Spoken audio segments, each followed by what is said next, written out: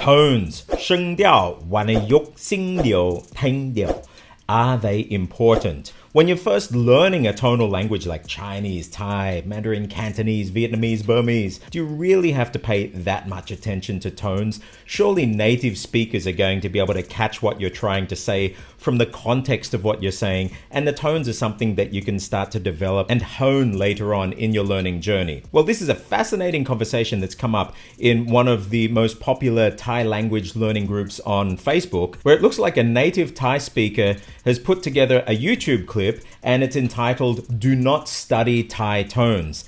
And this caused a lot of discussion. But his main take on this was that context is going to be able to make your meaning understood, and it's not so much the actual tone that you put on the word. So for example, the word for shirt in Thai is sữa, and the word for tiger is sữa. So if I say sai sữa, I'm saying putting on a shirt. Given the context, it's going to be obvious that I mean putting on a shirt and not say sữa, which would be what? Putting on a tiger. I guess it could mean in some contexts putting something inside a tiger. Well, maybe you're into that, but the context is going to make it clear what you mean. And so his thesis was, look, stop studying tones, you don't need them. I've studied a plethora of tonal languages, and I can say that the advice of do not study Thai tones or do not study tones in Chinese, in Vietnamese, especially when you're beginning, is probably really bad advice. So let's read my response to this just so you can see where I'm coming from. Context is important in any language.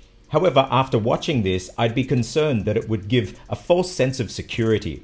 As I cover ad nauseum, yes I do, tones are much more than just pitch contours, and it's not just pitch that could be causing native speakers of any tonal language to be confused. Through not getting into tones from the get-go, you're setting your muscle memory up for failure and a lot of frustration not too far into the future when you want to get past that taxi Thai and want to start developing some real prosody in the language. Prosody is the natural rhythms in the language. This frustration very often causes learners to just give up or get jaded, thinking if they wanted to understand me, they could. This really happens. Just because one Thai has the ability to fully comprehend foreigner Thai, others will sincerely be thrown with unnatural prosody or tones and rhythms, and whatever follows could just be filtered right out. Tones are absolutely essential, and anyone ignoring them in any tonal language, including Thai, is doing this to their detriment. If you want to be at an elephant pant wearing tourist level, walking down Khao San Road for a few days just to sound exotic in front of your buddies from back home, then okay, ignore tones. Tongue in cheek, but stay tuned to the end of this clip because I've got a surprise on this topic. As others have mentioned here, I put my Tones Masterclass together the other month to fix this up and clear the misunderstanding of tones for both learners and native speakers of tonal languages. There's a lot of fluff out there and potentially damaging advice by well-intentioned people, many native speakers who don't fully appreciate the dynamics outside of pitch and context that happen around tones that affect non-native speakers. Now, this came from the heart. I really do believe everything that I put in there.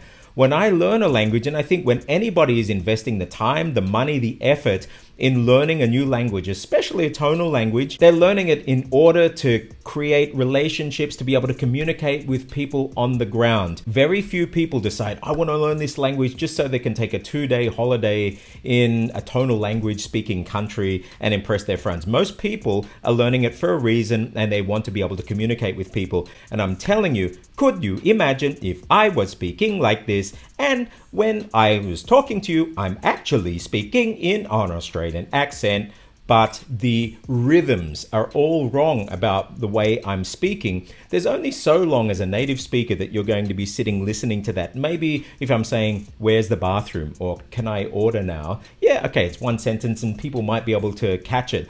But for you to just have this unnatural prosody constantly is going to be draining for native speakers, and it's not going to be enjoyable sitting and listening to it. And it gets to the point where if people have experienced this once or twice, they're going to then start to anticipate that they're not going to understand, and that wall will go up even before you've uttered your second word, because they can hear these tells. I'm not going to be able to understand this person. Now, you might be thinking, well, wait a minute, native speakers, nobody actually sits and teaches them tones. They speak it naturally. They just get it naturally through using the language.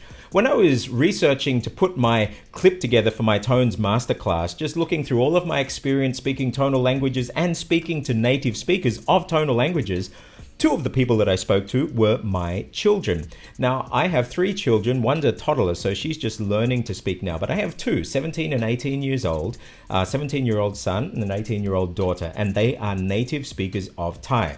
They only spoke Thai up to the age of 5 or 6. Then they moved to Australia, and they learned English then. Now, they had intensive English training from not speaking a word. Now you listen to them, they're native speakers of English as well, but they are native speakers of Thai. They only went to preschool, though, in Thai school. They speak native Thai, and Thai was the only language they ever spoke. So they had a little bit of exposure to things like Darun Suksa, where they would go through and say, Ko a ka mai ek ka. And so they would have those kind of things drilled into them. But when I asked my son and my daughter, do you know what Thai tones are? They said, I don't know. Well, my daughter said, well, it's the different ways that you can say maybe the same word. But my son had no clue. And so I said to him, okay, say the word for horse. And he said, ma. Okay, say the word for dog. Ma. Oh my God, Dad, they're different. And he just realized that actually they were different pitches over what to a Westerner might be the same syllable, M-A. Ma. Now, the reality is, whether it's in Chinese, Sheng Diao, or in Cantonese, Xing Diao, Vietnamese, Thanh Diao, these are the same original words. And have a look at my latest Vietnamese Chinese fuzzy logic clip to sort of see how that all works. But in Thai, Wanayuk, none of these words allude to pitch. It's all talking about degrees or colors of the voice, and that's exactly what tones are. When we say tone in English, we are automatically kind of drawn to this concept of pitch, and this is what people focus. But tones are so much more than that. Tones are all the mechanics of what's going on in your voice, from the beginning of a syllable to the end of a syllable, and then when you get multiple syllables together, what the muscles are doing then, because the tones then will shift with what we call tone sandhi. It's just this natural way that the mouth produces sound based on what's happening at the beginning and the end, what air is puffing out. And so tones involve the length of the vowel, the type of the consonant, so ba, pa, fa. These are going to have different effects on the actual pitch. It's going to lift your voice up or put it down. My Tones Masterclass goes into all of this, and you're going to become experts at hearing tones in any tonal language. But tones are much more than just pitch. And so if you're only focusing on the pitch, you still could be getting the tone wrong. And this is the thing that's going to confuse native speakers. And so if somebody started to speak really broken Thai to him, even though he's a native English speaker, I guarantee you he'd be struggling to figure out what they mean, because to him, he hears the word ma and ma as totally different entities. My daughter is going to hear the word cow to enter, or rice, and cow, ni, as totally different entities. You get this cow, it's locked down, and we have what's called Mai Ek. It's this marker on top, which actually, when you look at Chinese tones, so the Ping Shang Qu is the equivalent of the Shang Sheng, the Shang tone. But it's actually an action on the voice, and you can hear the word for ni in Thai, cow. It's actually pushed down, my throat's pushing down, my throat's cutting it off quite short, as opposed to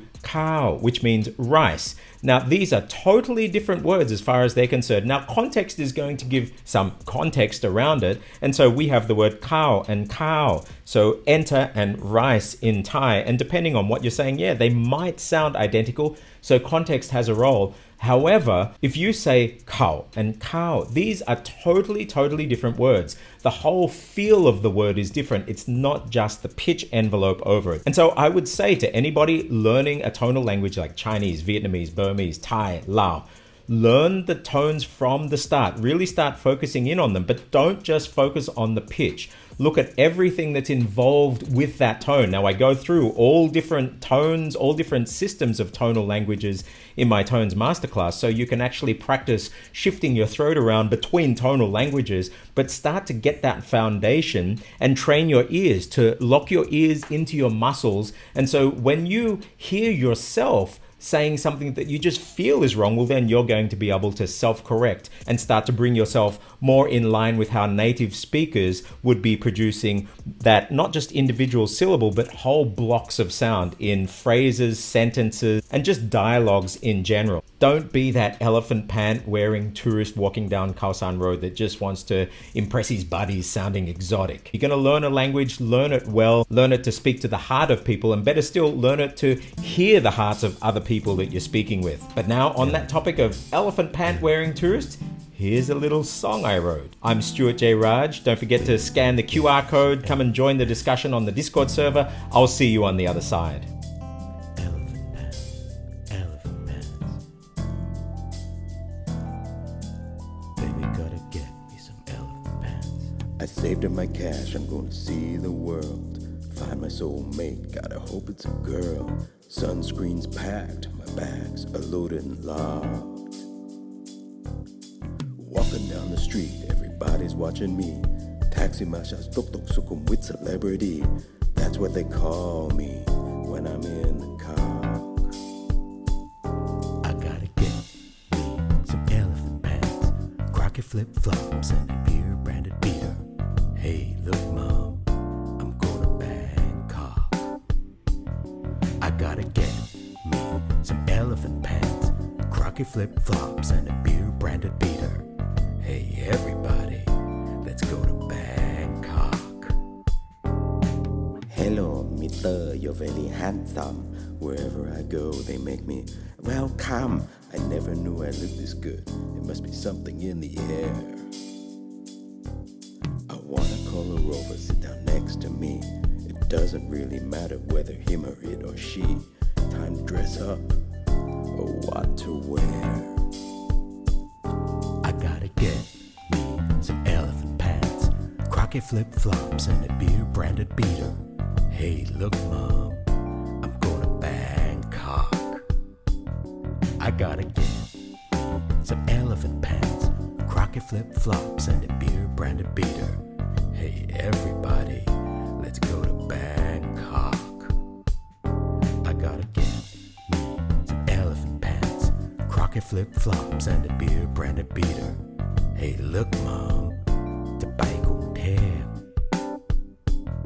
I gotta get me some elephant pants, crocky flip-flops, and a beer-branded beater.